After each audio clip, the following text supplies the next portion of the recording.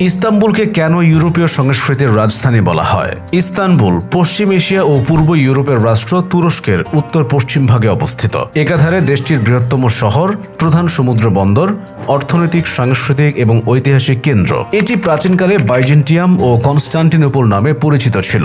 নগরীটি কৃষ্ণ সাগরের প্রবেশপথে একটি উপদ্বীপের উপরে একটি কৌশলগত অবস্থানে অবস্থিত।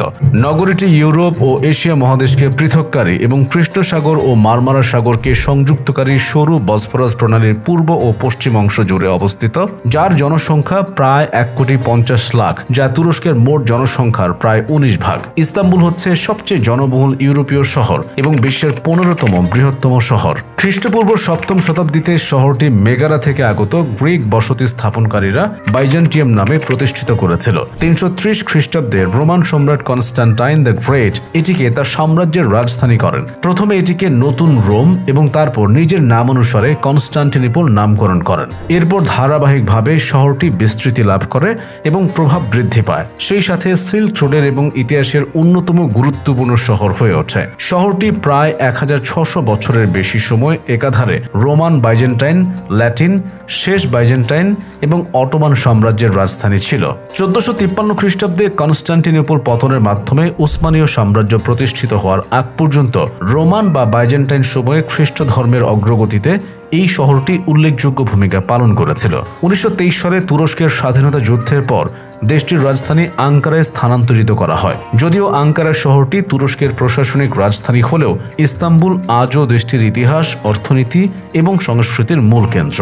1930 সালে শহরটির নাম আনুষ্ঠানিকভাবে ইস্তাম্বুল রাখা হয়, যা 11 শতক থেকে গ্রিক ভাষাভাষীরা কথোপকথনে শহরটিকে বোঝাতে ব্যবহার করত।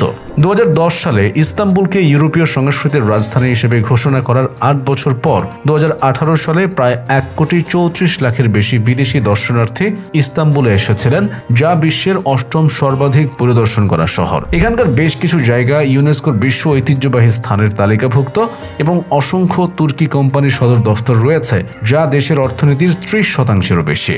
ইস্তাম্বুলের বহু ঐতিহাসিক দর্শনীয় স্থানের মধ্যযুগীয় প্রাচীর বেষ্টিত পুরাতন শহরটির মধ্যে অবস্থিত এবং এটিকে অতীতে ইস্তাম্বুল নামে ডাকা হতো।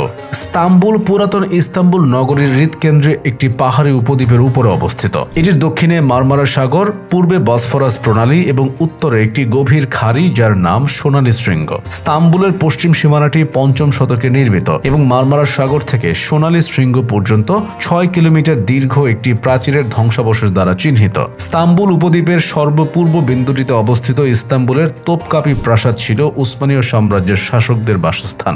বর্তমানে এটিকে একটি জাদুঘরে পরিণত করা হয়েছে, যা বর্তমানে আবার মসজিদে রূপান্তর করা হয়েছে। ইতিহাসের বিভিন্ন পর্যায়ে শহরটি কখনো ইসলামী ও কখনো খ্রিস্টান শাসকদের নিয়ন্ত্রণে ছিল। 537 সালে এখানে হাগিয়া সোফিয়া, যা তুর্কি ভাষায় আয়া সোফিয়া নামের একটি বিরাট বাইজেন্টিনীয় খ্রিস্টান গির্জার নির্মাণ কাজ শেষ হয়। এটিকে বিশ্বের সবচেয়ে গুরুত্বপূর্ণ ধর্মীয় স্থাপনাগুলোর একটি হিসেবে গণ্য করা হয়। পরবর্তীতে এটিকে একটি মসজিদে এবং পরে মুস্তফা কামাল আতাতুর্কের শাসনামলে এটিকে জাদুঘরে রূপান্তর করা হয়। সবশেষে 2020 খ্রিস্টাব্দে তুরস্কের রাষ্ট্রপতি রিসেপ তাইপ এরদোয়ানের আমলে এটিকে পুনরায় মসজিদে রূপান্তরিত করা হয়। উসমানীয় সুলতানদের শাসনামলে নগরীটিতে বহু সংখ্যক মসজিদ নির্মাণ করা হয়েছিল। এদের মধ্যে 1600 শতকে স্থপতি সিনান দ্বারা নির্মিত সুলাইমানের মসজিদ এবং 1700 শতকের শুরুতে সুলতান প্রথম আহমেদ দ্বারা নির্মিত নীল মসজিদ দুইটি উল্লেখযোগ্য। ইস্তাম্বুলকে ঘিরে 5ম শতকে নির্মিত রোমান প্রাচীরগুলোর ধ্বংসাবশেষগুলো আজও পরিদর্শন করা যায়। 1985 সালে জাতিসংঘের সাংস্কৃতিক সংস্থা ইউনেস্কো